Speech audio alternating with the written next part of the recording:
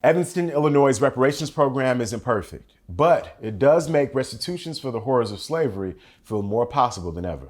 I'm Dometi Pongo, and this is MTV News Need to Know. This week, Evanston, Illinois approved housing grants as its first step of the city's reparations program. In 2019, the Reparations Initiative was approved to counteract wrongs caused by slavery, segregation, and housing discrimination against Black people. It was the first city in the U.S. to approve reparations for African American families and is being funded by private donations as well as through sales tax on marijuana. Evanston is a Chicago suburb best known for Northwestern University, but is also known for its marked segregation. Generally speaking, affluent white families live in sprawling lakefront homes, and working-class Black families live in apartments and small one-story homes. And that, make no mistake, is by design. The City Council of Evanston has promised $10 million in restitution over the next 10 years.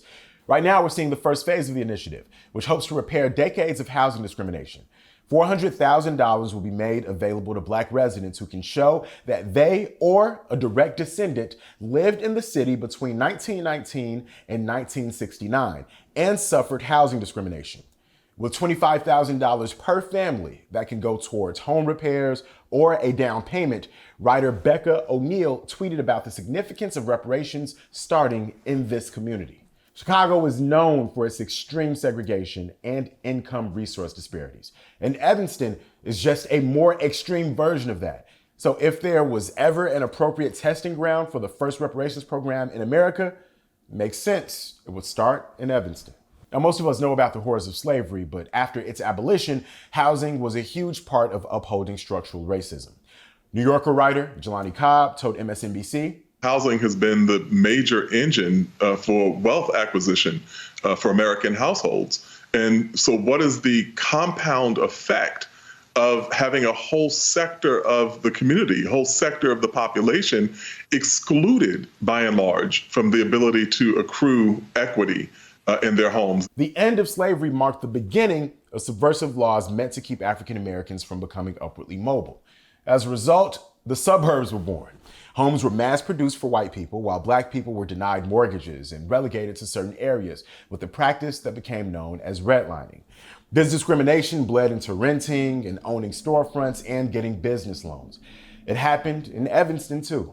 And in the late 1930s, at the start of suburbanization, resident Cordelia Clark was forced to run her restaurant from her backyard because Black residents were prevented from having storefronts. Now, her great-granddaughter, Delois Robinson, told Reuters, it's about time that something has come from the hard work of African Americans in this city, proving that they should be treated as anyone else. Black people are the most segregated group in America and are 5 times more likely to live in high poverty neighborhoods than white people.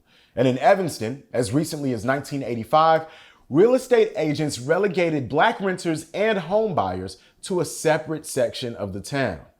Evanston is the first city to try and compensate Black people for the horrors of slavery. But is it getting reparations right? Chicago Tribune columnist Eileen Glanton feels that calling these housing grants reparations is merely symbolic, noting that Black people won't get a dime in their pockets. And cities have given grants to aid home ownership before. Plus, these grants will only be given to 16 out of 12,000 Evanston residents. Alderman Robin Rue Simmons, who first proposed the reparations initiative, called the portion of the program approved Monday a first step. And that first step has also given us the chance to have this conversation.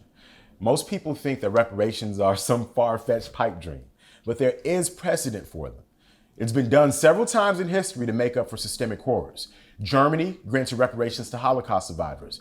And here in America, compensation was given to the living Japanese Americans who had been interned during World War II. And the U.S. government paid reparations to 17 indigenous tribes for mismanaging tribal land and assets. Yet, our country has not answered for human trafficking and enslavement to the people who built this country. In the words of Pulitzer Prize winner Nicole Hannah-Jones, if Black lives are to truly matter in America, this nation must move beyond slogans and symbolism. Citizens don't inherit just the glory of their nation, but its wrongs too. It's time for this country to pay its debt. I'm Dometi Pongo, and that's what you need to know.